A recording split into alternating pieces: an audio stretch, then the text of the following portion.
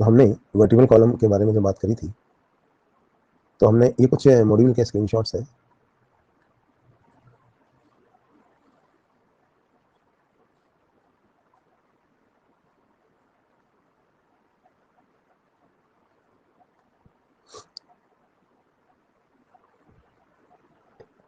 तो इनको हम एक बार देख लेते हैं।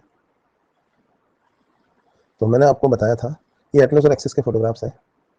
हमने टिपिकल सर्वाइकल वर्टिब्रा भी देखी थी और ये भी देखा था कि एटलस और एक्सिस जो है उससे कैसे डिफरेंट होते हैं, और हमने कुछ फोटोग्राफ्स यहाँ पे देखे थे।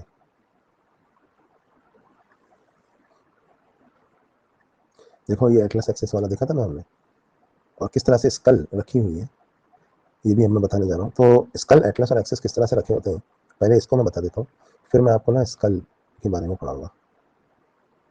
तो अगर हम देखें स्कल के अंदर और हम स्कल को नीचे से देखें, तो मैं एक फोटो यहाँ पे अपलोड करता हूँ जिसमें हम स्कल को ना नीचे से देख रहे हैं। ये देखिए, अब इस डायग्राम को देखिए, ये स्कल है। इसमें तीसरा वाला डायग्राम देखिए, नीचे वाला ये human school viewed from below है।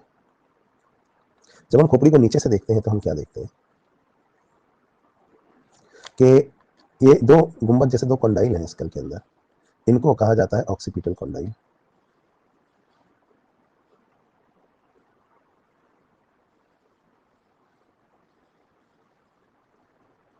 ठीक है, तो ये दो कॉन्डाइल हैं जिन्हें हम ऑक्सीपिटल कॉन्डाइल कहते हैं। ये दो कॉन्डाइल जो होते हैं ये नीचे की तरफ निकले हुए हैं, इनके बीच में एक छेद है, इसे फोरामेन मैग्नम कहते हैं। इसी से स्पाइनल कॉर्ड बाहर आती है और फिर C1 के अंदर घुस जाती है। तो दो कॉन्डाइल होने के कारण हमारी ह्यूमन की जो स्कल होती है इसे हम कहते हैं डायकॉन्डाइलिक स्कल। ठीक है, तो ये जो डायकॉन्डाइलिक स्कल है ये कैसे टिकी हुई है इसको समझने के लिए मैं एक डायग्राम बनाता हूँ। सपोज ये हमारी स्कल है, एक स्कीमेटिक डायग्राम से समझते हैं। अब ये स्कल है, ये स्कल के नीचे दो ऑक्सीपिटल कॉन्डाइल्स है, एक लेफ्ट में है और एक ये राइट में है। इनके नीचे फिर यहाँ पर एटलस बोन है और एटलस वर्टिब्रा है, और एटलस के नीचे फिर ये यहाँ पे एक्सिस है। तो जो एटलस और एक्सिस है वो मैं यहाँ बना रहा हूँ।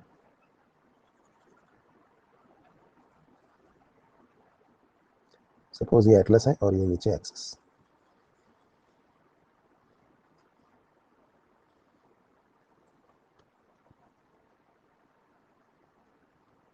तो ये देखिए, एटलस जो है ना वो ऐसी होती है, मतलब मैंने ये स्कीमेटिक डायग्राम बनाया तो इसको मैंने यहाँ पे एन्यूलर बना दिया, और एक्सिस जो है वो ऐसी है। एक्सिस में एक बोनी प्रोजेक्शन निकला है जिसको हम डेंस या ऑडोंटॉइड प्रोसेस कहते हैं।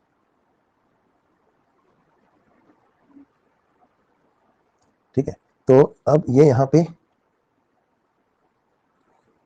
ये है एटलस और ये है एक्सिस,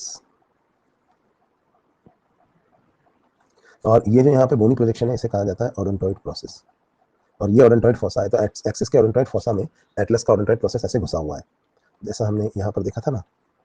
ये ट्रांसवर्स लिगामेंट है, इस तरफ तो स्पाइनल कॉर्ड है, ये ऑडोंटॉइड फोसा है और ये ऑडोंटॉइड प्रोसेस है, ये इसमें घुसा हुआ है ऐसे।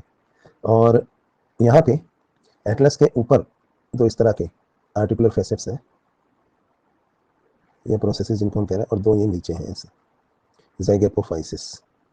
और एक्सिस के ये सुपीरियर आर्टिकुलर प्रोसेस है और ये एक्सिस के इंफीरियर आर्टिकुलर प्रोसेस। तो यहाँ पे ये देखिए,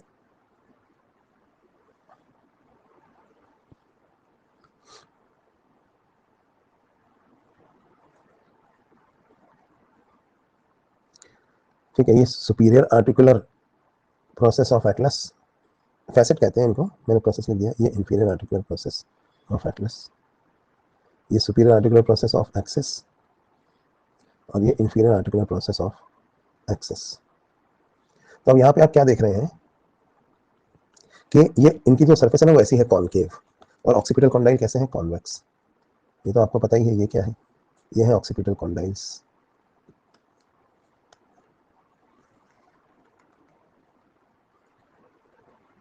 लेफ्ट और राइट, तो दोनों तरफ के ऑक्सीपिटल कॉन्डाइल जो है वो एटलस के सुपीरियर आर्टिकुलर फेसेट में ऐसे घुसे हुए हैं। ये कॉन्वेक्स है और ये कॉनकेव है, और लिगामेंट्स की मदद से ये यहाँ पे ऐसे और यहाँ पे ऐसे जुड़े हुए हैं। तो ये जो दो जॉइंट्स है ना आपको लेफ्ट और राइट वाले, इन दोनों जॉइंट्स को कहते हैं left and right atlanto occipital joints. Atlanto मतलब एटलस, ऑक्सीपिटल मतलब ऑक्सीपिटल बोन वाले जॉइंट्स। तो ये है राइट और लेफ्ट अटलांटो ऑक्सीपिटल जॉइंट। ठीक है, एक लेफ्ट में है और एक राइट में है। इनके अलावा यहाँ नीचे आप देखिए एटलस और एक्सिस के बीच में भी कुछ जॉइंट है। एक जॉइंट तो ये दिख रहा है आपको, ये एक्सिस का ओडोंटॉइड प्रोसेस एटलस के ओडोंटॉइड फोसा में ऐसे घुसा हुआ है, ये अटलांटो एक्सियल जॉइंट है। तो ये वाला जो जॉइंट है इसे कहा जाता है, बीच में है ना ये, तो मीडियन अटलांटो एक्सियल जॉइंट। लेकिन इस जॉइंट के अलावा एटलस और एक्सिस के बीच में दो जॉइंट और है, देखिए आप, एटलस के इंफीरियर आर्टिकुलर प्रोसेस, एक्सिस के सुपीरियर आर्टिकुलर प्रोसेस के साथ यहाँ पे भी तो जॉइंट बना रहे हैं, ये वाले जॉइंट्स, ये कहलाते हैं लेफ्ट एंड राइट लेटरल। ये तो बीच में है, ये वाला तो बीच में है, ये दोनों साइड में, ये कहलाते हैं left and right lateral atlanto axial joints. तो आपको तीन जॉइंट समझ में आए कौन कौन से? एक तो ये वाला अटलांटो ऑक्सीपिटल जॉइंट जो दो होते हैं स्कल और एटलस के बीच में, फिर एटलस और एक्सिस के बीच में यहाँ पर एक तो ये है joint median atlanto axial joint. ये ना पाइवट जॉइंट है। पाइवट जॉइंट क्या होता है वो मैं बाद में बताऊंगा, पर आपको दिख रहा है ना ये पाइवट, एक खूंटा है जो एक रिंग के अंदर घुसा हुआ है, तो ये जॉइंट है, ये तो मीडियन अटलांटो एक्सियल जॉइंट है। इसके अलावा एटलस और एक्सिस के बीच में इधर भी जॉइंट्स है, ये जो जॉइंट्स है इनको कहा जाता है लेटरल अटलांटो एक्सियल जॉइंट्स। तो ये हो गए। तो इस तरह से ये अब दो तरह के मूवमेंट है जो स्कल में हम देखते हैं, यस और नो। ठीक है, तो यस वाला मूवमेंट जो है ना वो यहाँ पर होता है, कहाँ पर? अटलांटो ऑक्सीपिटल जॉइंट पर। जबकि नो वाला जो मूवमेंट है वो होता है अटलांटो एक्सियल जॉइंट पर, मीडियन अटलांटो एक्सियल जॉइंट पे। कैसे? देखो ये यस है ना, इसमें क्या होता है, ये पूरी की पूरी जो स्कल है, ये स्कल और इसके दोनों ऑक्सीपिटल कॉन्डाइल एटलस के सुपीरियर आर्टिकुलर प्रोसेस पे ऐसे घूम जाते हैं। तो यस वाला मूवमेंट यहाँ हो रहा है जो ऐसे ऐसे हो रही है स्कल। लेकिन नो वाले मूवमेंट में क्या होता है पता है? ठीक है, नो वाले मूवमेंट में क्या होता है कि एटलस और एटलस पे रखा हुआ स्कल, ये पूरा स्कल जो है एटलस का, एटलस और एटलस पे रखा हुआ ये स्कल, ये पूरा का पूरा किसके ऊपर घूम रहा है? देखिए एक्सिस के ऊपर घूम रहा है। तो एटलस जब ऐसे ऐसे घूमती है एक्सिस के चारों तरफ, तो एटलस पर रखा हुआ स्कल भी ऐसे ऐसे घूमता है। ठीक है, तो एटलस और एटलस पे रखा हुआ स्कल एक्सिस के ऊपर घूम रहा है। तो मूवमेंट कहाँ हो रहा है? नो वाला, नो वाला मूवमेंट हो रहा है मीडियन अटलांटो एक्सियल जॉइंट पे। तो यस वाला मूवमेंट यहाँ पे होता है, नो वाला मूवमेंट यहाँ पे होता है। समझ में आई बात? और सर बाकी मूवमेंट का क्या करें खोपड़ी के, ये वाला ऐसे ऐसे करते हैं ये वाला, अरे भाई ये ऐसे ऐसे करने वाले मूवमेंट में भी तो दोनों ये ऑक्सीपिटल कॉन्डाइल जो है यहाँ, ये ऐसे ऐसे होने की जगह ऐसे ऐसे हो जाएंगे। ये तो बॉल जैसे है ना, ये तो सॉकेट में कैसे भी घूम सकते हैं। तो ये भी तो यही हो रहा है, इनफैक्ट सारे मूवमेंट यही हो रहे हैं, खाली नो वाला मूवमेंट जो है वो नीचे हो रहा है यहाँ पर। कि देखो ना जितने भी मूवमेंट यहाँ होते हैं अटलांटो ऑक्सीपिटल जॉइंट पे, उन सब को हम यस कहते हैं। देखो ये यस है, ये भी यस है, ये भी यस है, क्योंकि ये सारे मूवमेंट यस है। क्यों? क्योंकि ये सब यहाँ होते हैं। लेकिन ऐसे यस कोई नहीं करता, यूँ कोई ऐसे यस करता है नहीं, इसका मतलब होता है नो। तो बस नो वाला जो मूवमेंट है वो अटलांटो एक्सियल जॉइंट पे होता है, और बाकी सारे के सारे मूवमेंट जो है वो अटलांटो ऑक्सीपिटल जॉइंट पे होते हैं, अलग अलग तरह के, सब यस है ना। लेकिन ये जो नो वाला ऐसे कोई नहीं करता, ये नो है। ठीक है, तो ये हो गया यस और नो। बात समझ में आई? तो भैया ये हो गया यहाँ पे यस और नो वाले मूवमेंट। यस कौन से जॉइंट पे होता है? अटलांटो ऑक्सीपिटल पे। नो कहाँ होता है? मीडियन अटलांटो एक्सियल जॉइंट पे। ठीक, तो हमने यहाँ पे स्कल, स्कल के नीचे एटलस और एटलस के नीचे एक्सिस ये पढ़ दिए। तो सैक्रल और कॉक्सिजल वर्टिब्रा तो मैंने आपको पहले ही पढ़ा दी थी। C7 क्यों एटिपिकल है? उसमें कोस्टल डेमिफेसेट्स होते हैं, ये बता दिया था। और पेल्विस भी मैंने आपको पढ़ा दिया है, तो हमने ना पेल्विस भी पढ़ दिया है, वर्टिब्रल कॉलम भी पढ़ दिया है। सर्वाइकल वर्टिब्रास की ट्रांसवर्स प्रोसेस में छेद होते हैं, थोरेसिक के कोस्टल डेमिफेसेट होते हैं, लंबर सबसे बड़े होते हैं, सैक्रल और कॉक्सिजल तो फ्यूज है। तो हमने ना वर्टिब्रल कॉलम पूरा पढ़ लिया है। अब हम स्कल के बारे में पढ़ेंगे। तो स्कल के कुछ फोटोग्राफ्स मैं यहाँ पे अपलोड कर रहा हूँ। देखो स्कल को ना बिना स्कल के तो पढ़ाया नहीं जा सकता। तो स्कल से जो क्वेश्चंस आते हैं नीट में वो भी काफ़ी सुपरफिशियल आते हैं, क्योंकि यहाँ पे स्कल तो है नहीं। तो मैं आपको स्कल के बारे में बताता हूँ।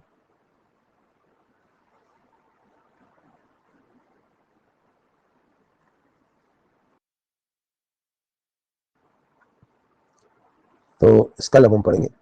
नंबर वर्टिब्रा में कुछ अलग से पढ़ाने का नहीं है, वो लार्जेस्ट साइज वर्टिब्रा होते हैं बस।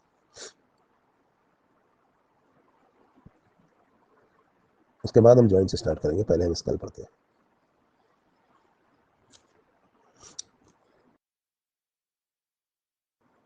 देखो जो स्कल है उसके बहुत सारे फोटोग्राफ्स मैं आपको यहाँ पे दिखाता हूँ।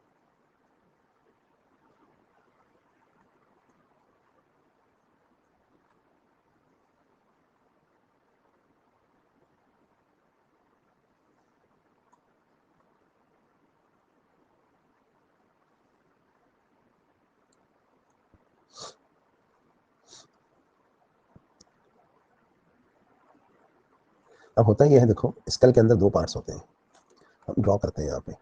सपोज ये कोई स्कल है,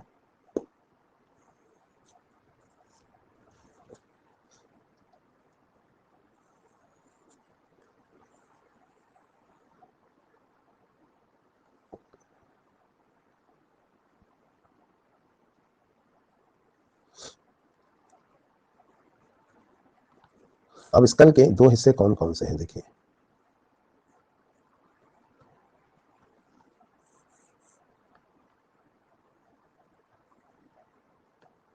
तो ये जो ऊपर वाला हिस्सा है स्कल का, इसको देखिए आप,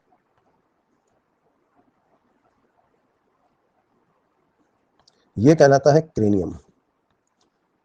ये जो ऊपर वाला हिस्सा है स्कल का, ये कहलाता है क्रेनियम, क्रेनियम या ब्रेन बॉक्स, क्योंकि इसमें ब्रेन रखा हुआ है। जबकि जो नीचे वाला हिस्सा है ये कहलाता है फेस। ठीक है, बाद में हम पढ़ेंगे कि जो क्रेनियम होता है इसमें टोटल 8 बोन्स होती है और फेस में टोटल 14 बोन्स होती है। तो क्रेनियम और नीचे फेस, तो क्रेनियम और फेस या स्कल की जो सारी बोन्स होती है ना, वो आपस में इमूवेबल जॉइंट से जुड़ी होती हैं, जिन्हें कहा जाता है स्यूचर्स। अभी स्यूचर्स में क्या होता है कि एक फ्लैट बोन में ऐसे नुकीले नुकीले प्रोजेक्शंस निकले हुए, जो दूसरी फ्लैट बोन में, स्कल की सभी बोन्स कैसी होती हैं, मेम्ब्रेनस बोन्स। मेम्ब्रेनस बोन्स मतलब जो डर्मिस के ऑसिफिकेशन से बनती है, फ्लैट बोन्स है। तो इनमें क्या होता है, जैसे जिप होती है ना, जिप ऐसे लॉक हो जाती है, वैसे इसमें एक बोन के नुकीले प्रोजेक्शन दूसरी बोन में ऐसे घुसे हुए हैं, और इनके बीच में यहाँ फाइब्रस टिश्यू होती है जो इन्हें इतना कस के जोड़ती है कि यहाँ पर कोई मूवमेंट पॉसिबल नहीं होता। ठीक है, यहाँ पे कोई मूवमेंट पॉसिबल नहीं होता। तो ये जो जॉइंट्स है ना, इनको हम कहते हैं स्यूचर्स। ये दो, और ये इमूवेबल किस्म के जॉइंट होते हैं।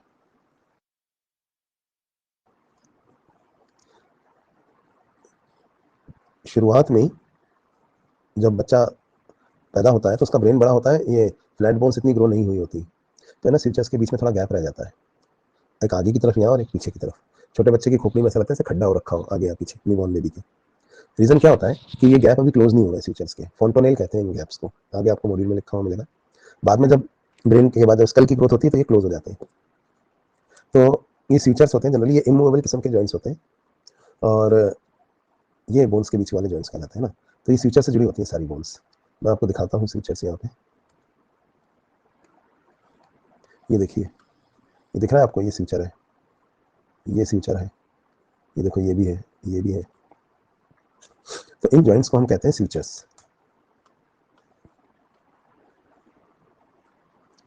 ठीक है, तो ये देखो ये रहा। तो ये इनके अलग अलग नाम होते हैं इन स्यूचर्स के। ये देखो ऊपर एक स्यूचर ये रहा।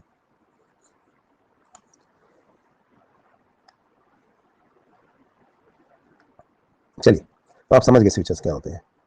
अब क्रेनियम की जो 8 बोन्स हैं, हमें उनके सिर्फ नाम याद रखने हैं, और फेस की जो 14 बोन्स हैं, उनके भी हमें सिर्फ नाम ही याद रखने हैं। तो नाम मैं आपको बताता हूँ यहाँ क्रेनियम और फेस की बोन्स के। देखो एक बोन होती है फ्रंटल, ये जो आपको दिख रही है ना आगे वाली, ये एक है। पैराइटल दो होती है, एक लेफ्ट में और एक राइट में, तो ये हो गई दो। पीछे ऑक्सीपिटल सिर्फ एक होती है। टेम्पोरल फिर से दो होती है, एक कनपटी वाली, एक लेफ्ट में और एक राइट में, है ना। ठीक है, इसके अलावा एक यहाँ पे आपको दिख रही है, ये स्फिनॉइड बोन है। आप कहेंगे साइड व्यू से दिख रही है तो ये भी दो होती होंगी, नहीं ये एक ही होती है, लेकिन आर पार होती है। आर पार से मतलब स्फिनॉइड एक ही है, और यहाँ देखिए आप दोनों तरफ से दिखाई दे रही है ऐसे, और इसी में एक गड्ढा होता है। इस गड्ढे को कहा जाता है सेला टर्सिका। क्या आप जानते हैं इस सेला टर्सिका में कौन सा ग्लैंड लोकेटेड होता है? इसमें पिट्यूटरी ग्लैंड लोकेटेड होता है। ठीक है, तो ये स्फिनॉइड बोन है जो एक ही होती है। तो क्रेनियम की 8 बोन्स के नाम देखिए आप। 2 parietal, 1 frontal, 1 occipital, 2 temporal, 1 sphenoid, कितनी हो गई? 7। अब एक लास्ट कौन सी बची है? लास्ट यहाँ अंदर है एथमोइड, जो इस डायग्राम में नहीं दिखेगी, लेटरल साइड में होती है। एक सिंगल बोन है एथमोइड। मैं कोशिश करता हूँ किसी डायग्राम में दिख जाए, नहीं भी दिखेगी, ये रही है। तो आप इसका नाम याद रखना, ये एक ही एथमोइड है जो दोनों तरफ होती है ऐसे। ये भी क्रेनियम की ही बोन है। एथमोइड कितनी है? तो एथमोइड भी 1 है। तो गिन लो आप, टोटल कितनी हो गई क्रेनियम में? 8 बोन्स हो गई। कुछ इसमें से पेयर्ड है और कुछ अनपेयर्ड है। पेयर्ड कौन कौन सी है? पैराइटल और टेम्पोरल। अनपेयर्ड कौन सी है? ऑक्सीपिटल, स्फेनॉइड, फ्रंटल और एथमोइड।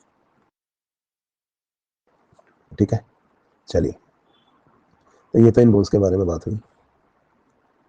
अब ये बोन्स में एक एक करके आपको दिखा देता हूँ। क्रेनियम की मैंने 8 बोन्स आपको दिखा दी है। यही और भी डायग्राम्स में है, यहाँ पे भी दिख रही है आपको, फ्रंटल, पैराइटल, ऑक्सीपिटल, टेम्पोरल। ये बड़ी वाली फ्रंटल है, आगे ये टेम्पोरल है, ये पैराइटल है 2, और फिर नीचे ये टेम्पोरल है। अब फेस की जो 14 बोन्स हैं, इनके बारे में बात करते हैं। नीचे ये नीचे वाला हिस्सा फेस कहलाता है। यहाँ पर जो 14 बोन्स हैं, इनको भी हम देख लेते हैं। एक बार मैं आपको क्रेनियम की बोन्स ऐसे कटोरे से रखा होता है ना क्रेनियम, तो वो नीचे से दिखाता हूँ आपको। स्फेनॉइड भी दिखाता हूँ, देखो, ये देखो फ्रंटल, ये 1 होती है, टेम्पोरल 2 होती है, पैराइटल भी 2 होती है, ऑक्सीपिटल जो है वो 1 होती है, एथमोइड 1 है, देखिए यहाँ, और स्फेनॉइड भी 1 है। ठीक है, सारी दिख रही ना यहाँ। स्फेनॉइड तो देखो कैसी लग रही है, जैसे कोई चमगादड़ उड़ रहा हो बैटमैन की तरह, है ना। तो और ये जो छेद आपको दिख रहा है ना ऑक्सीपिटल, वो इसे कहते हैं फोरामेन मैग्नम, इसी से स्पाइनल कॉर्ड बाहर आती है। ठीक है, तो हमने यहाँ पर क्रेनियम की बोन्स के बारे में पढ़ लिया है। अब हम फेस की 14 बोन्स के बारे में बात करेंगे। तो ये देखो, फेस की जो 14 बोन्स हैं, ये देखिए, क्रेनियम को हमने बंद कर दिया, नीचे देखो ये फेस, इसमें है ना, ये नाक की हड्डी बनाने वाली ये बोन दिख रही है आपको, ये नेजल है। आई बॉल का सॉकेट बनाने वाली जो बोन है, ये लैक्राइमल है। नोज के लेटरल साइड में कौन का होते हैं? इंफीरियर टर्बाइनल बोन्स, ये lateral wall of the nose बना रहे हैं। ऊपर के दांत जिसमें गड़े होते हैं, इसको हम मैक्सिला कहते हैं। नीचे के दांत जिसमें गड़े होते हैं, इसको हम मैंडिबल कहते हैं। तो मैंडिबल 1 ही होती है, मैक्सिला 2 होती है, लेफ्ट और राइट। और मैंडिबल मूवेबल होती है, ये ऊपर नीचे हो सकता है। इसके अलावा बाकी सारी बोन्स कैसी होती हैं? इमूवेबल। तो मैंडिबल मूवेबल है और बाकी सारी इमूवेबल है। ठीक है, एक अंदर एक हॉरिजॉन्टल बोन है, आपको दिख रही है यहाँ पे, वोमर। और ये चीक बोन, ये हार्ड पैलेट होता है ना अपना, पैलेटाइन बोन गलत लेवल करी हुई है, इसको सही कर देता हूँ। यहाँ अंदर जो हार्ड पैलेट होता है अपना, इसको ये 2 होते हैं, लेफ्ट और राइट, इनको हम पैलेटाइन कहते हैं। और ये मैलर बोन है, जाइगोमेटिक या मैलर। जब हम ऐसे हंसते हैं तो ये जो चीक बोन प्रोमिनेंट हो जाती है, इसको हम मैलर कहते हैं। चाइनीज लोगों में यही बोन तो ऊंची होती है, जिसकी वजह से इनकी आई बॉल का सॉकेट छोटा हो जाता है। मंगोल लोगों में जाइगोमेटिक या मैलर बोन हाई होती है, हाई चीक बोन, और इसके हाई होने की वजह से आईज जो है वो छोटी हो जाती है। तो ये अलग अलग बोन्स हैं, टोटल 14 बोन्स, आपको सिर्फ इनके नाम याद रखने हैं। तो आप इस डायग्राम में भी देख सकते हैं,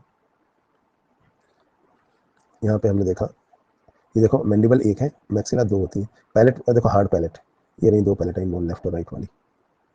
मैक्सिला ये ऊपर वाली है ये। तो इस तरह से ये टोटल 14 बोन्स हैं, 1 फ्रंटल, 2 पैराइटल, 2 टेम्पोरल, ये तो हो गई क्रेनियम की बोन्स। और फेस की बोन्स को देखें तो maxilla, mandible, turbinal, vomer, nasal, zygomatic bone, 2 palatine और 2 लैक्राइमल, बस इनके नाम याद रखने हैं आपको, और कुछ नहीं। तो ये मैं दिखा दिए, बाकी नाम आपको याद रखने हैं। ये हो गई 14 बोन्स। तो 14 बोन्स हमने यहाँ फेस में देखी, 8 बोन्स हमने कहाँ देखी? क्रेनियम में। लेकिन इसके अलावा भी बोन्स होती है खोपड़ी में, एनसीईआरटी में तो लिखा ही नहीं है, पर होती है। हमारे जो कान होते हैं दोनों, उनके अंदर मेलियस, इनकस और स्टेपीज बोन्स होती हैं, जिन्हें हम ईयर ऑसिकल्स भी कहते हैं। तो दोनों कानों में 3-3 होती हैं ये। तो 3 + 3 कितनी हो गई? 6। और यहाँ पे एक बोन होती है टंग बोन हायोइड, जिसमें जीभ की जो जड़ होती है, रूट ऑफ द टंग ऐसे इंसर्टेड होती है, तो वो हायोइड बोन जो है टंग को सपोर्ट देती है, तो उसको टंग बोन भी कहते हैं। ये 1 होती है। तो देखिए टोटल कितनी बोन्स हो गई हमारी खोपड़ी में? टोटल हमारी खोपड़ी में 29 बोन्स हो गई। पुरानी एनसीईआरटी में बस 22 दी है, क्योंकि पुरानी एनसीईआरटी लिखने वाला जो था ना, वो बहरा और गूंगा था, तो उसने ये 7 बोन्स नहीं गिनी है, और आपको ये गिननी है। तो 22 तो ये रही और 7 ये रही। ठीक, अब लिखा है गलत तो क्या करें, होती तो 29 ही है। तो भाई ये हो गया एक स्कल की टोटल बोन्स। और स्कल में से कोई खास क्वेश्चन नहीं आता है, स्यूचर्स के नाम नहीं आते, और स्यूचर बोन्स को जो होते हैं बताया मैंने आपको। तो कान की जो 3 बोन्स होती हैं इन्हें हम बोलते हैं मेलियस, इंकस और स्टेपिस। इनको हम कान जब पढ़ेंगे तो देखेंगे। और मैंडिबल जो है वो मूवेबल बोन है, और ये एक्सियल स्केलेटन की स्ट्रॉन्गेस्ट बोन है। वैसे बॉडी की सबसे स्ट्रॉन्गेस्ट बोन तो फीमर ही है, पर एक्सियल स्केलेटन की बहुत स्ट्रॉन्ग बोन है ये। और जो हमारे हाइड टंग बोन है बताई मैंने आपको, हमारा जो स्कल है इसमें आप देखिए जो मैंडिबल है यहाँ पर ये ना क्रेनियम के साथ जुड़ी हुई है। मैंडिबल जो फेस की बोन है वो क्रेनियम के साथ जुड़ी हुई है। कैसे? साइड व्यू में देखते हैं। सपोज ये हमारा स्कल है,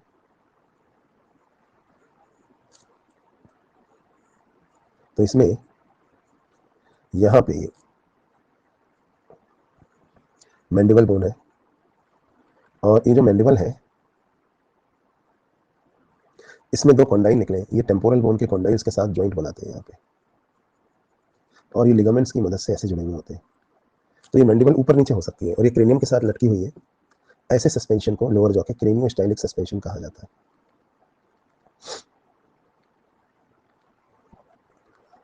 तो लोअर जॉ या मैंडिबल का जो सस्पेंशन होता है मैमल्स के अंदर, क्रेनियम के साथ लटकती है बोन, तो इसे कहा जाता है क्रेनियोस्टाइलिक सस्पेंशन। और भी तरह के सस्पेंशन होते हैं नॉन मैमल्स में, जो आप MSc BSc में पढ़ते हो, यहाँ नहीं जरूरत है आपको। आपको बस ह्यूमन का नाम याद रखना है कि ह्यूमन के अंदर इसे हम क्रेनियोस्टाइलिक सस्पेंशन कहते हैं। ठीक है, मतलब मैमल्स के सस्पेंशन को, जो लोअर जॉ जो क्रेनियम के साथ जुड़ा हुआ होता है उसको। तो भाई ये तो हो गया क्रेनियोस्टाइलिक सस्पेंशन इन मैमल्स।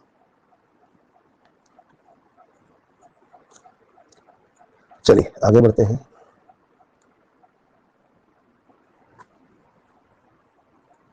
और अब हम बात करते हैं जॉइंट्स की। तो स्कल में से और कोई क्वेश्चन नहीं आएगा, स्कल मैंने पढ़ा दिया है। अगली चीज जो हम पढ़ेंगे अब वो है जॉइंट्स।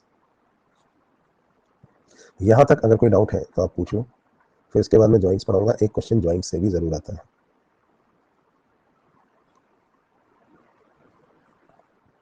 मैं क्या सोच रहा हूँ कि अगर आज स्केलेटन सिस्टम खत्म हो जाता है तो अगले क्लास में हम इसका मैच ले सकते हैं प्लस पर। हाँ, RRR कर लेंगे, RRR करने के बाद जो टाइम बचेगा उसमें हम मैच लेंगे। तो जॉइंट्स को स्टार्ट करने से पहले हम पहले NCERT में अभी तक जो कुछ हमने पढ़ा है उसका एक बार RRR कर लेते हैं, है ना, फिर हम जॉइंट्स पढ़ेंगे।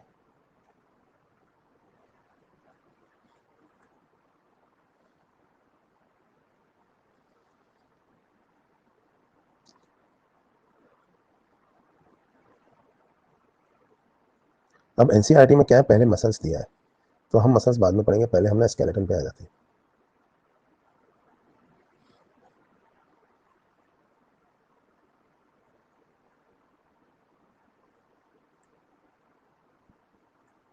तो दिख रहा है कि नहीं दिख रहा आपको? यहाँ एक बार रिफ्रेश कर लो अगर ब्लैक दिख रही है NCERT में। तो skeletal system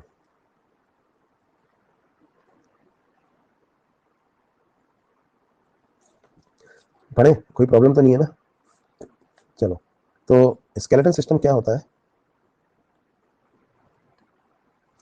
it consist of a framework of bones and few cartilages.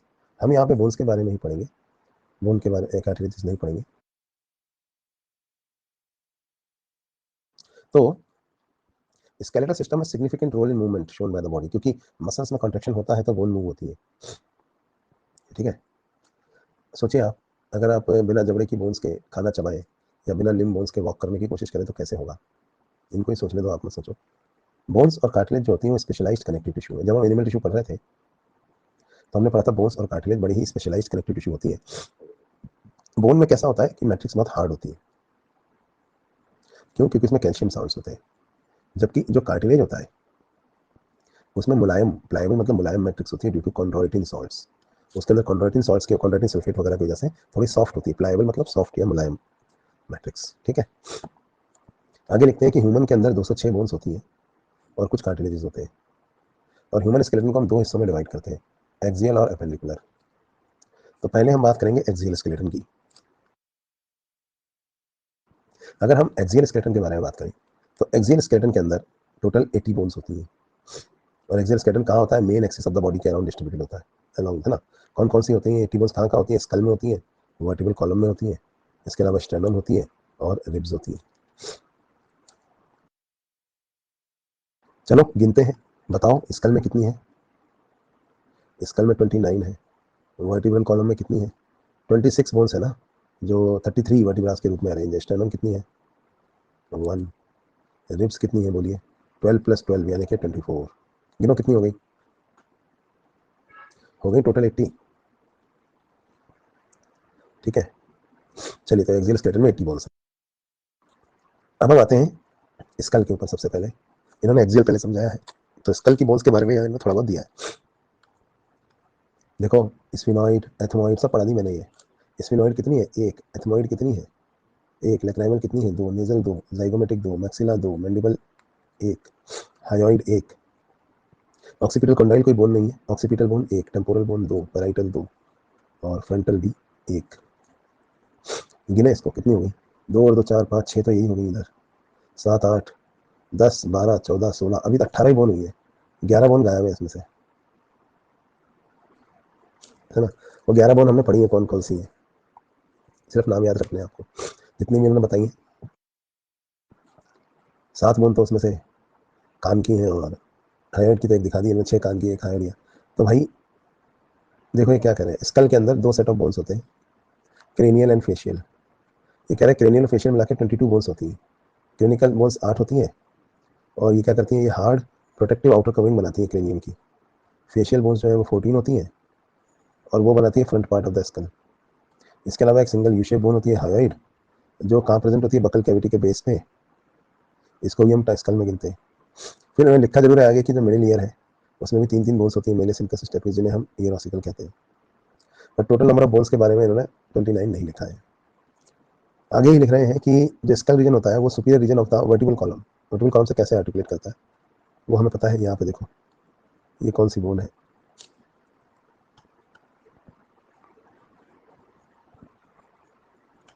Atlas है ना, ये एक्सिस है। तो इस तरीके से है यहाँ पे। तो इन्होंने लिखा है कि skull region articulate with the superior region of the vertebral column. Vertebral column की कौन सी bone? Atlas, with the help of 2 occipital condyle. इसलिए हमारी स्कल को क्या कहा जाता है? इसलिए हमारी स्कल को डाइकोंडाइलिक स्कल कहा जाता है, क्योंकि इसके अंदर 2 कंडाइल है। इसके बाद ये लोग सीधा वर्टिबल कॉलम पे आ गए हैं,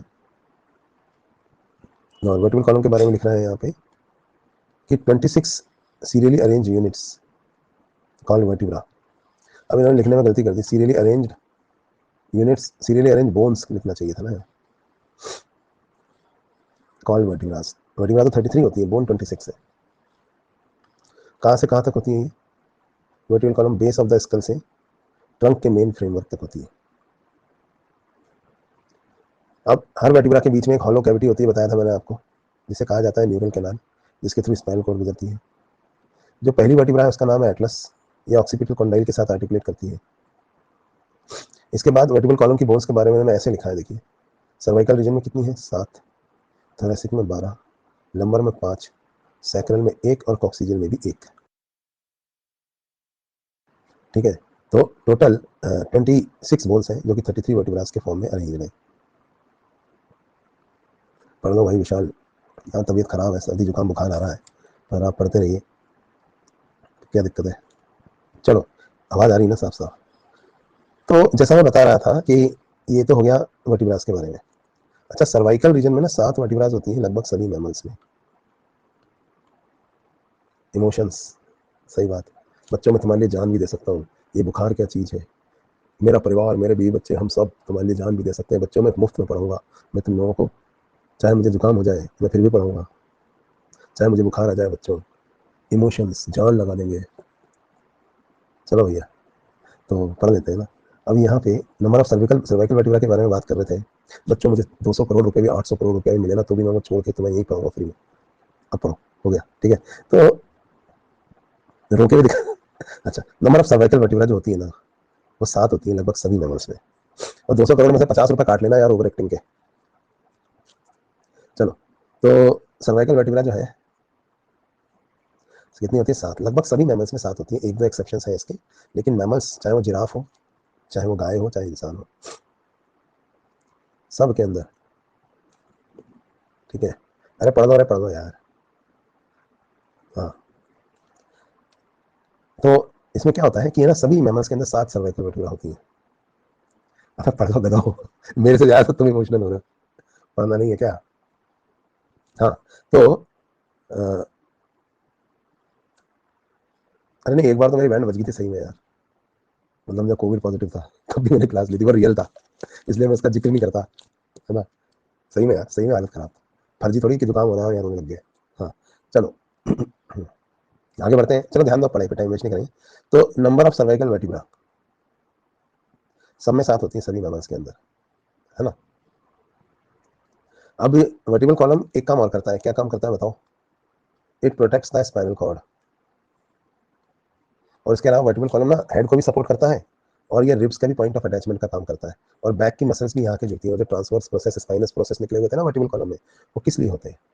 वो सब होते हैं मसल्स को और लिगामेंट्स को अटैचमेंट प्रोवाइड करने के लिए। तो ये याद रखना, वर्टिब्रल कॉलम के काम क्या क्या है, मैंने स्टार लगा दिया यहाँ। स्पाइनल कॉर्ड को प्रोटेक्ट कर रहा है, हेड को सपोर्ट कर रहा है, रिब्स का पॉइंट ऑफ अटैचमेंट का भी काम कर रहा है, मसल्स का भी। इसके अलावा वेट तो बियर करता ही है वो। इसके बाद फिर स्टर्नम। स्टर्नम तो एक फ्लैट बोन होती है, आपको पता है, थोरैक्स के बीच में यहाँ पे आगे, ये रही देखो स्टर्नम। तो ये है भाई स्टर्नम। स्टर्नम में ये क्या जुड़ रही है आके? क्लेविकल्स। ठीक है, रिब्स कैसे जुड़ती हैं वो भी यहाँ दिया हुआ है। तो भाई 12 पेयर ऑफ रिब्स होती है जो स्टर्नम से जुड़ी हुई होती है। ठीक है, हर रिब जो होती है, सारी तो स्टर्नम से डायरेक्टली तो जुड़ी नहीं होती, तो हर रिब जो होती है वो एक फ्लैट बोन है जो पीछे वर्टिब्रल कॉलम से जुड़ी है, और आगे आके किससे जुड़ती है? स्टर्नम से।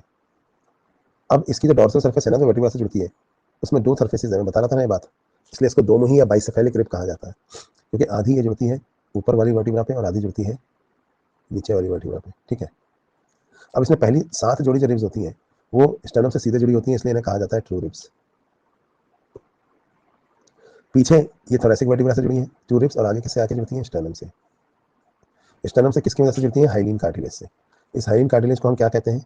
यहाँ नहीं लिखा है पर मैंने आपको बताया था, ये कहलाता है कोस्टल कार्टिलेज। ठीक है, तो ये कोस्टल कार्टिलेज की वजह जुड़ती है। जबकि जो 8 देखो, ये फर्स्ट 7 पेयर ऑफ रिब है ना, 1 2 3 4 5 6 और 7। अब देखो 8 9 और 10 रिब को 5 और 11 12 को फ्लोटिंग लिखा है बेवकूफों ने, जबकि ये सारी ही फॉल्स होती है। अब इन फॉल्स में से 8 9 10 वर्टिब्रो कॉन्ड्रल है, और 11th और 12th जो है वो फ्लोटिंग है। भैया इन्होंने कभी ह्यूमन रिब्स देखी तो होंगी नहीं, मेडिकल कॉलेज में थोड़ी गए थे इन लोग, तो लिख दिया जो जानवरों में होता है फॉल्स, और ये फ्लोटिंग। तो इसमें जो 8th 9th और 10th पेयर ऑफ रिब होता है ना, ये स्टर्नम से सीधे नहीं जुड़ा होता, लेकिन ये 7वीं रिब से जुड़ता है with the help of hyaline cartilage, इसलिए इन्हें कहा जाता है वर्टिब्रो कॉन्ड्रल रिब्स। ब्रैकेट में फॉल्स लिख दिया, लेकिन लास्ट 2 पेयर जो होते हैं 11th और 12th वाले, ये तो वेंट्रल स्टर्नम से कनेक्टेड ही नहीं होते, इसलिए इन्हें कहा जाता है फ्लोटिंग रिब्स। तो ये थोरैसिक वर्टिब्रा पीछे, रिब्स लेटरल में और स्टर्नम आगे, ये सब मिलकर रिब केज बनाते हैं। इसी के अंदर लंग्स रखे होते हैं, नीचे से डायफ्राम बंद करता है, ऊपर नेक होती है। तो ये तो हो गया भाई ये वर्टिब्रल कॉलम या रिब केज के बारे में, और एक्सियल स्केलेटन इसी के साथ पूरा हो गया है। यहाँ पे कर्वेचर दिख रहे हैं, मैंने कर्वेचर्स के बारे में भी आपको पढ़ाया था, पढ़ के जाना। ये क्या है? ये काइफोसिस है। ये क्या है? लॉर्डोसिस, बताया था ना। अगर ज़्यादा हो जाए पीछे, या ये वाली ज़्यादा हो जाए आगे। चलिए, तो ये हमने ना एक्सियल स्केलेटन के बारे में एनसीईआरटी से पढ़ लिया है। अब हम भाइयों एपेंडिकुलर स्केलेटन के बारे में पढ़ेंगे।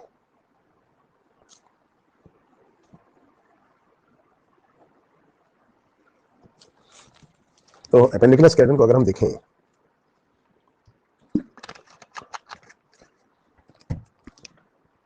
तो इसमें होते हैं लिम्स,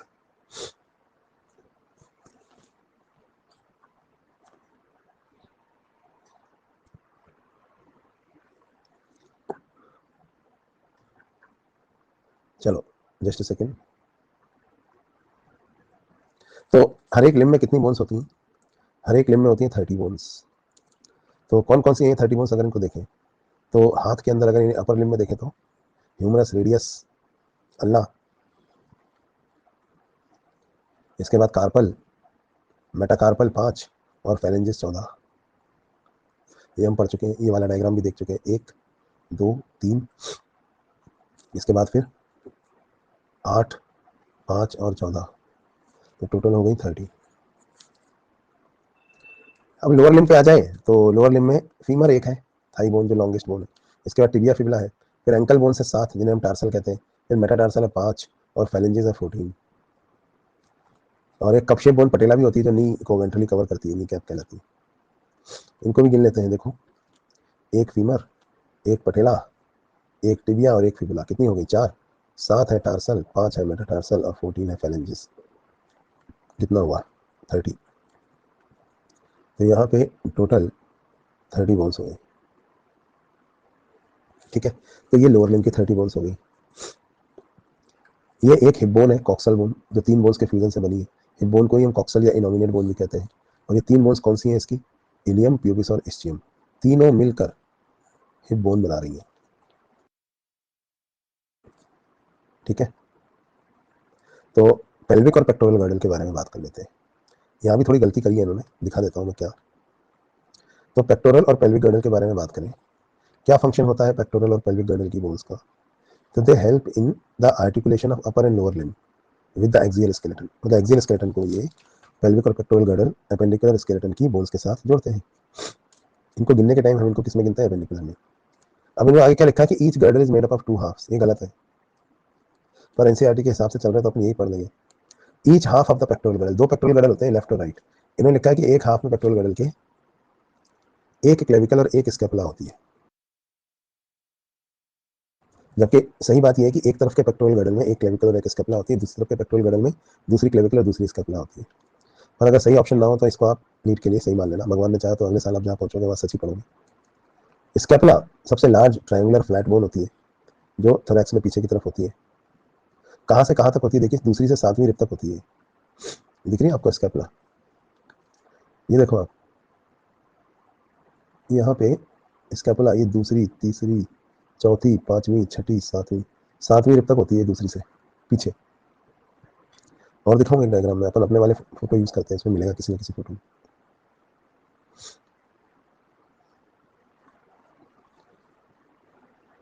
ये देखो, ये पीछे स्केपुला दिख रही है तुम्हें? कहाँ से कहाँ तक है ये?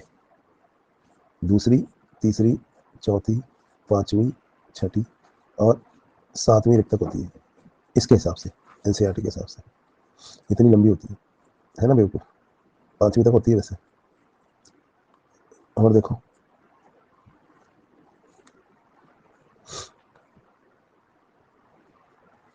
इसमें थोड़ा सा मोर क्लोज टू एनसीईआरटी है। तो ये हो गई दूसरी, तीसरी, चौथी, 5वीं, 6ठी, इन्होंने पहुंचा दी 7वीं तक। 8, 9, 10, 11, 12, तो 5वीं 6ठी तक होती है, पर ठीक है, 7वें तक मान लो आप, जो एनसीईआरटी खुद ही नहीं बता पा रही है 7वें तक यहाँ, लेकिन यहाँ तक मान लो आप, है ना। तो ये है स्केपुला, 5-6 के बाद नहीं मिलेगी आपको एक्चुअल में। तो याद रखना, सेकंड से 7th तक मानना है इसको पूरा। क्या होती है scapula? Flat triangular body of scapula है slightly elevated ridge called the spine. पीछे की तरफ स्पाइन निकला होता है ना, और यही लेटरल साइड में एक्रोमियन के तौर पर निकला होता है। This project as a flat expanded process called as acromion. आप कहेंगे दिखाओ, दिखाता हूँ मैं आपको, इन्होंने तो नहीं बनाया, पर हम इसको यहाँ पर बनाते हैं। मैं आपको फोटो दिखाता हूँ, अपने पास तो है फोटो।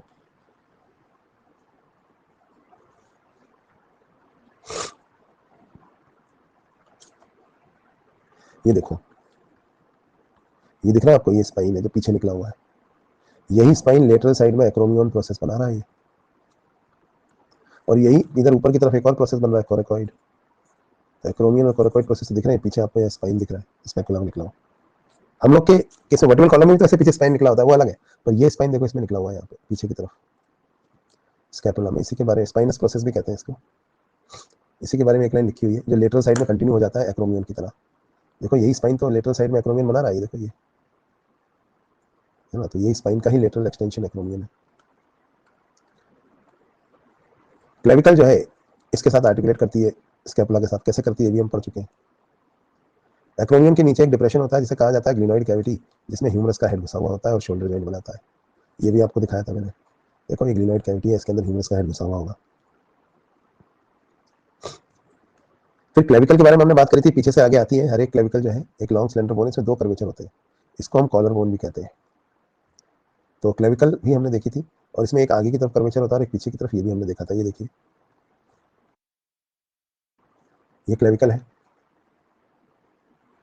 ये पीछे की तरफ वाला कर्वेचर, ये आगे की तरफ वाला कर्वेचर। 2 कर्वेचर दिख रहे हैं आपको इसमें।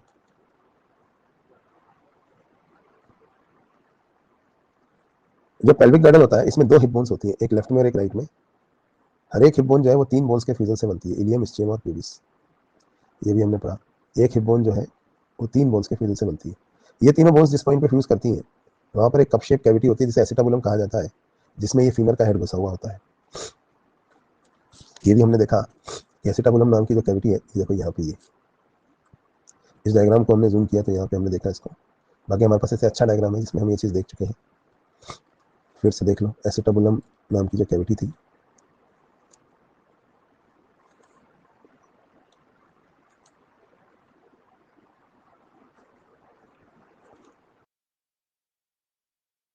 ये देखो, इस कैविटी के अंदर फीमर का हेड घुसा हुआ है, ये कहलाती है एसिटाबुलम। ये इलियम, प्यूबिस और स्टेम तीनों के जंक्शन पे होती है। यही लिखा है इन्होंने। इसमें थाई बोन मतलब फीमर का हेड घुसा हुआ होता है। दोनों हाफ जो होते हैं पेल्विक गर्डल के आगे मिलते हैं प्यूबिक सिम्फाइसिस बनाने के लिए, जिसमें होता है फाइब्रोकार्टिलेज। आप कहेंगे कहाँ, तो मैं दिखाऊंगा, ये देखो, ये वाला एरिया, ये प्यूबिक सिम्फाइसिस है, प्यूबिस से प्यूबिस का जॉइंट। यहाँ पे एक डिस्क इनको आपस में जोड़ती है जो बनी होती है फाइब्रोकार्टिलेज की।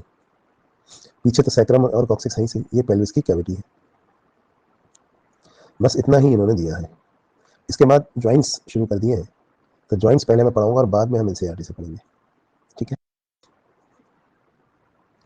तो भाई अब हम जॉइंट्स पढ़ेंगे।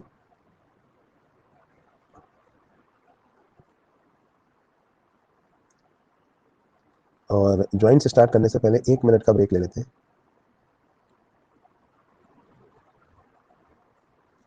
फिर जॉइंट स्टार्ट करते हैं, ठीक।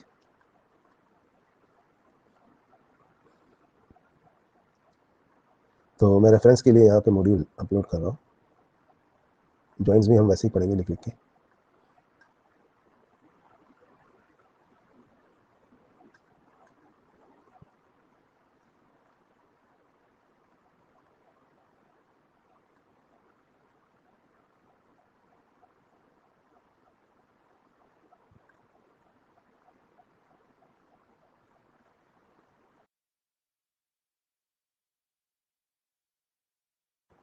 चलो भाई, 1 मिनट में मिले। चलो 1 मिनट का ब्रेक है, फिर हम जॉइंट्स पढ़ते हैं।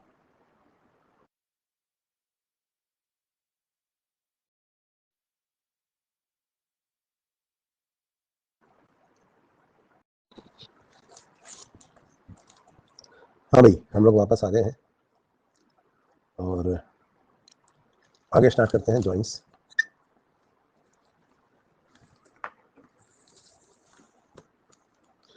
तो देखो, जॉइंट्स में से एक क्वेश्चन जरूर आएगा, डाउट्स लास्ट में लेंगे, पहले जॉइंट्स पढ़ना शुरू करते हैं। Type of joints. तो फंक्शनल बेसिस पे देखें तो जॉइंट्स 3 तरह के होते हैं, इमूवेबल, स्लाइटली मूवेबल और हाईली मूवेबल। देखें तो जॉइंट्स 3 तरह के होते हैं, इमूवेबल, स्लाइटली मूवेबल और हाईली मूवेबल। भाई, बोन्स को आपस में जोड़ता कौन है? तो बोन्स को आपस में जोड़ने वाली जो टिश्यू है वो 3 तरह की होती है, लिगामेंट, कार्टिलेज या फाइब्रस टिश्यू। अब इन तीनों तरह की टिश्यू में जो फाइब्रस टिश्यू होती है, वो जब बोन्स को जोड़ती है तो इतना ज़्यादा कस के जोड़ती है कि बोन्स के बीच में कोई मूवमेंट पॉसिबल नहीं होता। तो रूल ये है कि जिस जॉइंट में जितनी ज़्यादा फाइब्रस टिश्यू होगी, उसकी मोबिलिटी उतनी ही कम होगी, और जो जॉइंट बना ही फाइब्रस टिश्यू का है पूरी तरह से, वो तो बिल्कुल भी मोबाइल नहीं होगा, ठीक है, वो बिल्कुल भी मोबाइल नहीं होगा। तो 3 तरह के जॉइंट्स होते हैं, इनको हम क्लासीफाई करेंगे मोबिलिटी के बेसिस पे। तो मैं एक टेबल यहाँ पे बना रहा हूँ।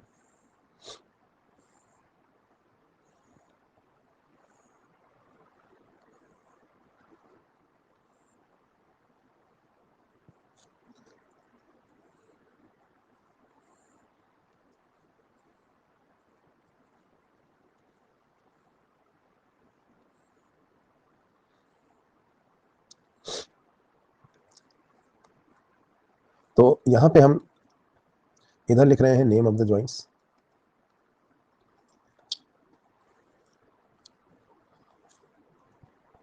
तो 3 तरह के जॉइंट्स हैं स्ट्रक्चरल क्लासिफिकेशन के हिसाब से। पहले मैं लिख देता हूँ। एक होते हैं फाइब्रस जॉइंट्स, दूसरे होते हैं कार्टिलेजिनस जॉइंट्स, और तीसरे होते हैं साइनोवियल जॉइंट्स। अब जो फाइब्रस जॉइंट होते हैं they are also called as synarthrosis. जो कार्टिलेजिनस जॉइंट होते हैं they are also called as amphiarthrosis, और synovial joints are also called as diarthrosis. अगर हम डिग्री ऑफ मोबिलिटी के बारे में बात करें तो जो फाइब्रस जॉइंट्स होते हैं वो इमूवेबल किस्म के जॉइंट होते हैं। कार्टिलेजिनस जॉइंट्स जो होते हैं वो स्लाइटली मूवेबल टाइप के जॉइंट्स होते हैं, और जो साइनोवियल जॉइंट्स हैं वो हाईली मोबाइल या highly movable variety of joints होते हैं। ऐसा क्यों होता है? क्योंकि जो जॉइनिंग टिश्यू है जो आपस में जोड़ रही है कार्टिलेजेस को, वो फाइब्रस जॉइंट्स में होती है फाइब्रस टिश्यू। तो फाइब्रस टिश्यू इतना कस के जोड़ती है कि कोई मूवमेंट पॉसिबल नहीं होता। जबकि कार्टिलेजिनस जॉइंट्स में जो जॉइनिंग टिश्यू होती है वो होता है कार्टिलेज या फाइब्रो कार्टिलेज, हाइलिन कार्टिलेज या फाइब्रो कार्टिलेज, ये टाइप ऑफ कार्टिलेजेस है। और जबकि साइनोवियल जॉइंट्स में जो जॉइनिंग टिश्यू होती है वो होती है लिगामेंट्स। ठीक है, तो अगर हम फंक्शन के बारे में बात करें तो इमूवेबल वैरायटी के जॉइंट्स होते हैं फाइब्रस जॉइंट्स, इनको हम सिनआर्थरोसिस क्यों कहते हैं? सिन मतलब क्या होता है?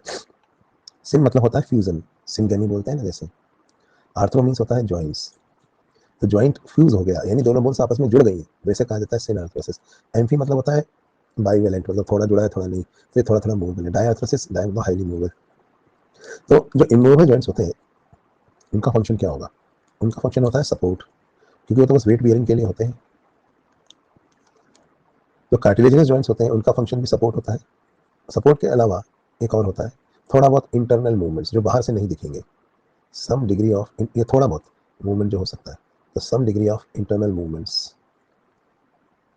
है ना। और साइनोवियल जॉइंट सबसे ज़्यादा मूवेबल होते हैं, तो उनका फंक्शन होता है मूवमेंट एंड लोकोमोशन। तो ये हाईली मूवेबल वैरायटी है, ये मूवमेंट ही नहीं ये लोकोमोशन में भी हेल्प करती है। मूवमेंट और लोकोमोशन में क्या फर्क होता है तो आपको पता ही होगा। एक जगह पे हाथ हिला रहे हैं ये क्या है? मूवमेंट। और डिस्प्लेसमेंट हो रहा है, एक जगह से चल के दूसरी जगह जा रहे हैं, तो ये है लोकोमोशन। और ये भी आपको पता है कि मूवमेंट्स जो होते हैं वो लोकोमोशन कॉज करते हैं।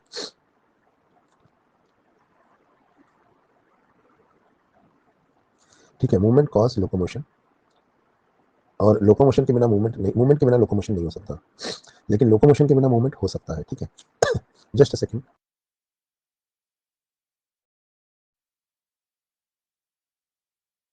चलो आवाज आ रही ना भाई? तो मैं बता रहा था मूवमेंट के बिना लोकोमोशन नहीं हो सकता, लेकिन लोकोमोशन के बिना मूवमेंट हो सकता है। ये लिख लिया आपने? इसको हम ऐसे भी लिख सकते हैं, बना लिया कि भाई all movements are not locomotion but all locomotions need movement.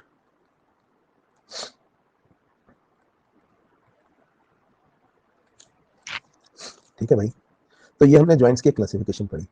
अब हम जॉइंट्स को पढ़ेंगे in the increasing order of their mobility. सबसे पहले हम पढ़ेंगे फाइब्रस जॉइंट्स। तो इंक्रीजिंग ऑर्डर ऑफ मोबिलिटी में सबसे पहले जो जॉइंट्स हम पढ़ेंगे वो है फाइब्रस जॉइंट्स। तो चलो भाई फाइब्रस जॉइंट्स के बारे में पढ़ते हैं। जैसा कि मैंने आपको बताया था कि जो फाइब्रस जॉइंट्स होते हैं, यहाँ पे फाइब्रस टिश्यू आपस में बोन्स को जोड़ती है और इतना कस के जोड़ती है कि यहाँ पर कोई मूवमेंट पॉसिबल नहीं है।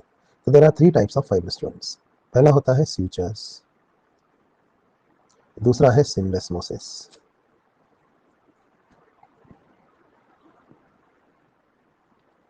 और तीसरा है गोम्फोसिस।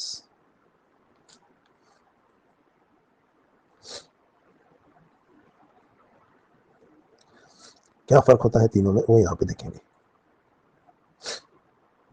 जो सूचर्स होते हैं यहाँ पे मैंने आपको बताया था कि 2 फ्लैट बोन्स हैं जिसमें ऐसे टीथ लाइक प्रोजेक्शंस निकले हुए हैं और ये एक दूसरे में ऐसे घुसी हुई है। और इनके बीच में ना फाइब्रस टिश्यू है, और फाइब्रस टिश्यू इतना कस के जोड़ रही है इनको कि यहाँ पे कोई मूवमेंट पॉसिबल नहीं है। तो सूचर्स का एग्जाम्पल था स्कल के जॉइंट्स। अब दूसरी जो वैरायटी है जॉइंट्स की, इसको हम कहते हैं सिंडेस्मोसिस। सिंडेस्मोसिस में क्या होता है कि लिगामेंट्स जो होते हैं, पर वो अलग किस्म फाइब्रस लिगामेंट्स होते हैं। फॉर एग्जांपल जैसे ना दो बोन्स हैं, इनको मैं आपस में एक लिगामेंट से जोड़ दूं, पर इस तरह से जोड़ूं कि जुड़े होने के बावजूद इनमें थोड़ा थोड़ा मूवमेंट हो सके, ये तो एक तरीका है।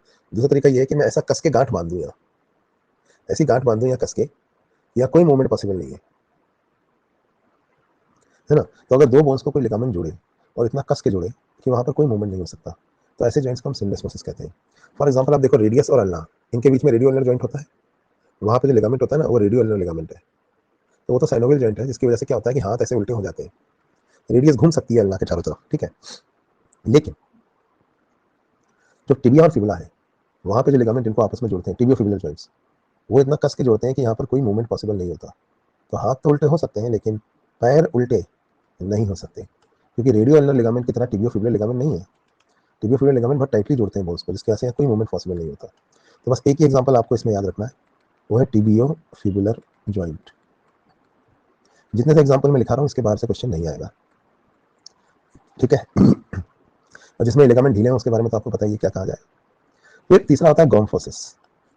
गॉम्फोसिस को हम कहते हैं पैग एंड सॉकेट टाइप। यहाँ पर एक सरफेस सॉकेट की तरह है। मैंने आपको बताया था जो अपने मैक्सिला और मैंडिबल होते हैं, जिनमें हमारे दांत गड़े हुए होते हैं, तो वो मैक्सिला और मैंडिबल जिसमें हमारे दांत गड़े हुए होते हैं, उनके जो सॉकेट होते हैं जिनमें हमारे दांत गड़े हुए होते हैं, इन सॉकेट्स को हम क्या कहते हैं? इनको भी हम एल्वियोलाई ही कहते हैं।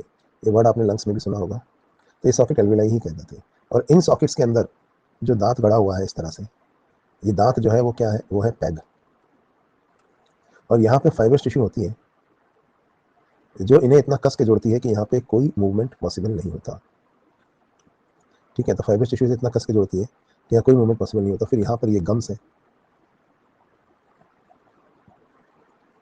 तो peg and socket type of joint है ये, इसको हम कहते हैं इमूवेबल वैरायटी ऑफ जॉइंट, ठीक है। तो ये पैग एंड सॉकेट टाइप का जॉइंट है। तो tooth in its socket is an example of gomphosis, ठीक है। Tooth in its socket is an example of gomphosis. हमने तीन तरह के जॉइंट पढ़ा, सूचर्स, सिंडेस्मोसिस और गॉम्फोसिस, ठीक है। तो ये तीन तरह के जॉइंट्स मैंने आपको बताया, ये तीनों ही इमूवेबल वैरायटी ऑफ जॉइंट्स हैं। तो हमने अभी पहली वैरायटी ऑफ जॉइंट्स यानी कि फाइब्रस जॉइंट्स के बारे में पढ़ दिया है। अब हम पढ़ेंगे दूसरी वैरायटी ऑफ जॉइंट्स जिसको हम कहते हैं कार्टिलेजिनस जॉइंट्स। चलिए तो आगे बढ़ते हैं और बात करते हैं कार्टिलेजिनस जॉइंट्स की। कार्टिलेजिनस जॉइंट्स में जॉइनिंग टिश्यू क्या होती है? कार्टिलेज। और यहाँ पे थोड़ा थोड़ा मूवमेंट पॉसिबल होता है, इसलिए इन जॉइंट्स को हम एम्फीआर्थ्रोसिस भी कहते हैं। डाउट्स अभी ले लेंगे, अभी पहले आप सुनो। तो कार्टिलेज जॉइंट्स को हम एम्फीआर्थ्रोसिस भी कहते हैं। जो कार्टिलेजिनस जॉइंट्स हैं ये दो तरीके के होते हैं। पहला है प्राइमरी कार्टिलेजिनस जॉइंट्स और दूसरे हैं सेकेंडरी कार्टिलेजिनस जॉइंट्स। जो प्राइमरी कार्टिलेजिनस जॉइंट्स होते हैं इनको हम सिनकॉन्ड्रोसिस भी कहते हैं। क्यों कहते हैं अभी बताऊंगा। और जो सेकेंडरी कार्टिलेजिनस जॉइंट्स हैं इन्हें हम सिम्फाइसिस भी कहते हैं, ये भी बताएंगे क्यों कहते हैं। तो पहले देखते हैं क्या फर्क होता है प्राइमरी और सेकेंडरी कार्टिलेजिनस जॉइंट्स में।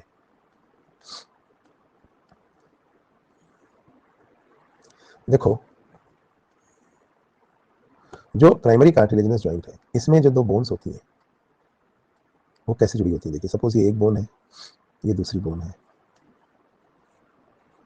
दोनों ही बोन्स के बीच में हाइलीन कार्टिलेज की डिस्क होती है जो इनको आपस में जोड़ती है। तो दोनों बोन्स के बीच में हाइलीन कार्टिलेज की डिस्क है जो इनको आपस में जुड़ रही है, और इस डिस्क की वजह से दोनों बोन्स आपस में जुड़ रही हैं।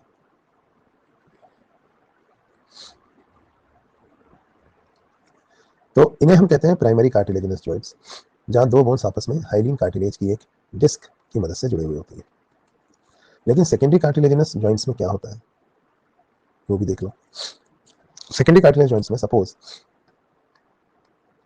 जैसे ये एक बोन है, ये दूसरी बोन है, तो दोनों ही बोन्स के ऊपर हाइलिन कार्टिलेज की कवरिंग तो होगी, लेकिन हाइलिन कार्टिलेज की कवरिंग के अलावा देखो यहाँ भी है और यहाँ भी है,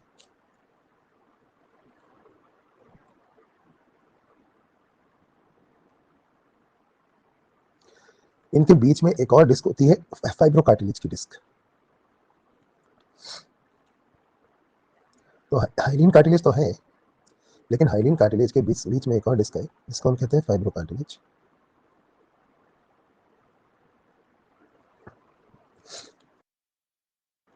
तो हाइलिन कार्टिलेज की डिस्क के बीच में एक फाइब्रो कार्टिलेज की डिस्क होती है जो इनको आपस में जोड़ती है। अब ये तो हो गया दो तरह के जॉइंट्स, कार्टिलेजिनस प्राइमरी और सेकेंडरी। तो दोनों में स्ट्रक्चरल फर्क तो आप समझ गए। फंक्शनल डिफरेंस क्या है? फंक्शनल डिफरेंस ये है कि जो प्राइमरी कार्टिलेज जॉइंट्स होते हैं ये सारी जिंदगी नहीं रहते।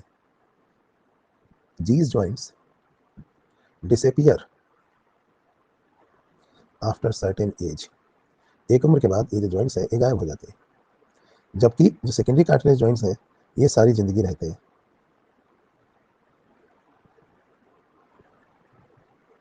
So these joints persist throughout life.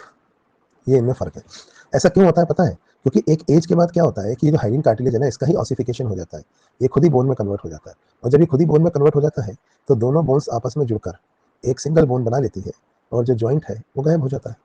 ठीक है, तो क्योंकि हाइलिन कार्टिलेज खुद जो है वो एक बोन में कन्वर्ट हो जाता है तो दोनों बोन्स आपस में जुड़ के एक सिंगल जॉइंट बना लेती है और जॉइंट गायब हो जाता है। लेकिन सेकेंडरी कार्टिलेज जॉइंट्स में क्या होता है कि हाइलिन कार्टिलेज का तो ऑसिफिकेशन हो जाता है एक एज के बाद, लेकिन फाइब्रो कार्टिलेज का ऑसिफिकेशन नहीं होता है। तो ये दोनों बोन्स ना कभी भी जुड़कर आपस में एक सिंगल बोन नहीं बनाती है। इसका मतलब ये दो अलग अलग बोन्स ही रहती है। They do not fuse to form a single bone. नाम से ही समझ में आ रहा है, देखो सिनकॉन्ड्रोसिस और सिम्फाइसिस। देखो सिन मतलब क्या होता है? सिन मतलब होता है फ्यूजन, जैसे सिनगेमी। कॉन्ड्रो मतलब क्या होता है? कार्टिलेज। तो कार्टिलेज में fusion to form a single bone क्या कहलाएगा? सिनकॉन्ड्रोसिस। सिम मतलब क्या होता है? सिम, सिन नहीं सिम, टुगेदर। सिम्बायोसिस कहते हैं ना, जैसे साथ साथ। तो सिम फाइसिस मतलब क्या होता है? Parts of a bone. Epiphysis, diaphysis, metaphysis बताए थे कि नहीं बताए थे आपको? तो parts of a bone held together, symphysis, but do not fuse to form a single bone, इसे कहा जाएगा सिम्फाइसिस। और अगर कार्टिलेज में फ्यूजन हो गया to form a single bone तो इसको हम क्या बोलेंगे? इसको बोलेंगे सिनकॉन्ड्रोसिस। तो सिनकॉन्ड्रोसिस और सिम्फाइसिस। तो अब हम बात करते हैं इनके एग्जाम्पल्स की।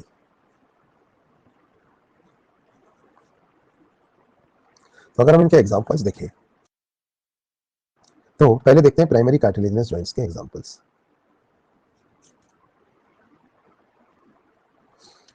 पहला example, joint between epiphysis and shaft. याद कीजिए, किसी भी लॉन्ग, जिन्होंने मेरे से एनिमल टिश्यू पढ़ा है उनको तो पता है, जिन्होंने नहीं पढ़ा है तो जब पढ़ेंगे तो पता चलेगा। Joint between epiphysis and shaft of long bone. किसी भी लॉन्ग बोन के एपिफाइसिस और शाफ्ट के बीच का जॉइंट। एक एज के बाद क्या होता है कि एपिफाइसिस मेन बोन के साथ फ्यूज हो जाता है और जॉइंट गायब हो जाता है, सिंगल बोन हो जाती है ना। पहला एग्जांपल तो ये है। दूसरा एग्जांपल, याद कीजिए, सैक्रम और सैक्रम की 5 vertebrals between the bodies of the vertebras of sacrum. पांचों फ्यूज होकर एक सिंगल बोन बना लेती है ना, तो सैक्रम में वर्टिब्रा तो 5 है पर फ्यूज होकर एक सिंगल बोन बना ली। अगला एग्जांपल, कॉक्सिक्स। कॉक्सिक्स में 4 वर्टिब्रा होती है पर चारों जो है वो फ्यूज होकर क्या करती है? एक सिंगल बोन बना लेती है, क्योंकि उनके बीच का जो जॉइंट था वो प्राइमरी था, एक एज के बाद फ्यूज हो गई और सिंगल बोन हो गई। और चौथा, हिप बोन। एक जो हिप बोन होती है उसके अंदर इलियम, प्यूबिस और स्ट्रियम 3 बोन्स होती है, पर तीनों बोन्स आपस में फ्यूज होकर एक सिंगल बोन बना लेती हैं। और एक हिप बोन मतलब एक कॉक्सल बोन होता है ना, तो वो एक हिप बोन जो है वो 3 बोन के फ्यूजन से बनी है। तो तीनों बोन्स क्योंकि आपस में फ्यूज हो गई हैं इसलिए संख्या में हम उसको कितना मानते हैं? 1। तो आपको समझ में आया, हिप बोन ही प्राइमरी कार्टिलेजिनस जॉइंट्स का एग्जांपल है। तो ये तो थे प्राइमरी कार्टिलेजिनस जॉइंट्स के एग्जांपल। अब हम डिस्कस करेंगे सेकेंडरी कार्टिलेजिनस जॉइंट्स के एग्जांपल। तो अगर हम सेकेंडरी कार्टिलेजिनस जॉइंट्स के एग्जांपल्स को डिस्कस करें तो पहला एग्जांपल मैं आपको बताता हूं इसमें, joint between bodies of cervical और थोरैसिक और लंबार वर्टिब्रा। देखिए सर्वाइकल, थोरेसिक और लंबर वर्टिब्रा को देखिए, उनके बीच के जो जॉइंट्स थे ना, दो वर्टिब्रास की बॉडी के बीच में क्या होती है, एक फाइब्रो कार्टिलेज की डिस्क। क्या आपको याद है? दो वर्टिब्रास की बॉडी के बीच में एक फाइब्रो कार्टिलेज की डिस्क होती है, और हल्का हल्का मूवमेंट हो सकता है, क्योंकि इनके बीच के जो जॉइंट है वो कैसे होते हैं, ये सब सेकेंडरी कार्टिलेजिनस जॉइंट्स है,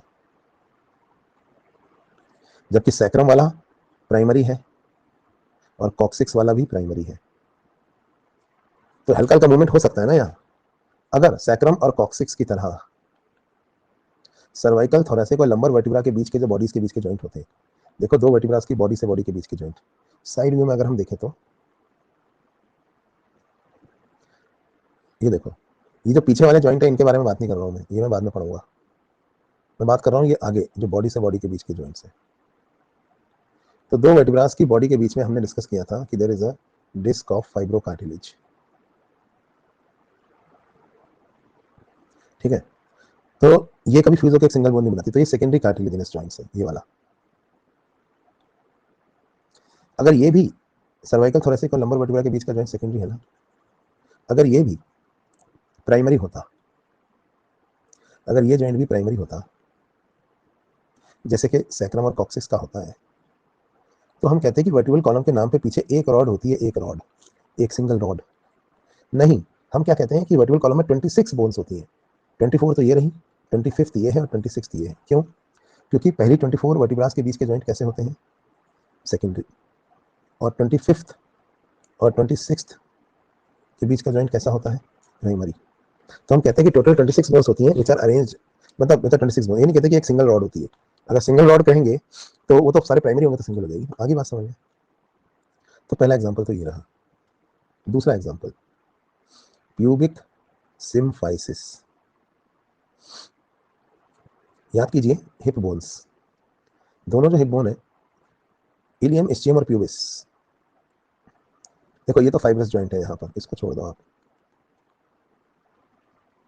आप यहाँ देखो, ये है इलियम, ये है प्यूबिस और ये है इस्चियम। तो इलियम, प्यूबिस और इस्चियम के बीच के जो जॉइंट्स होते हैं, ये सब जॉइंट्स कैसे हैं, ये प्राइमरी है। तभी तो तीनों हिप बोन फ्यूज होकर एक सिंगल बोन बना लेती है। इधर के भी तीनों कैसे हैं, ये भी प्राइमरी है। तो तीनों बोन्स आपस में फ्यूज होकर एक सिंगल बोन बना लेती है। लेकिन ये जो प्यूबिस से प्यूबिस के बीच का जॉइंट है, ये वाला, ये प्राइमरी नहीं है, ये सेकेंडरी है। तभी तो दो हिप बोन कहते हैं हम। अगर ये जॉइंट भी प्राइमरी होता तो हम कहते हैं कि एक हिप बोन होती है single, which is formed by fusion of 6 bones. लेकिन हम ऐसा नहीं कहते, हम कहते हैं कि देयर आर 2 हिप बोन्स, जिसमें से each is formed by fusion of 3 bones. क्योंकि ये तीनों और ये तीनों तो जुड़ गई, सिंगल बोन बन गई, लेकिन जब ये आपस में जुड़ी तो वो प्राइमरी नहीं था, वो सेकेंडरी था। तो इसको हमने कहा प्यूबिक सिम्फाइसिस। तो ये हो गया दोस्तों सेकेंडरी कार्टिलेजिनस जॉइंट्स। तो हमने प्राइमरी और सेकेंडरी कार्टिलेजिनस जॉइंट्स के बारे में पढ़ा। हमने देखा बॉडीज ऑफ वर्टिब्रा के बीच का जॉइंट और प्यूबिक सिम्फाइसिस के बीच का जॉइंट, ये प्राइमरी कार्टिलेजिनस जॉइंट्स है और ये सेकेंडरी। तो हम लोग जॉइंट्स पढ़ रहे थे, हमने प्राइमरी कार्टिलेज, हमने फाइब्रस जॉइंट्स पढ़ दिए हैं, हमने जॉइंट की क्लासिफिकेशन पढ़ी, इसके बाद हमने फाइब्रस जॉइंट्स पढ़े, और उसके बाद हमने कार्टिलेजिनस जॉइंट्स पढ़े। अब इसके बाद हम बात करेंगे साइनोवियल जॉइंट्स की। साइनोवियल जॉइंट्स थोड़ा लंबा है, तो उसको हम अगले क्लास में पढ़ लेंगे, ठीक है। आज मैं अभी थोड़े से डाउट्स ले लेता हूँ।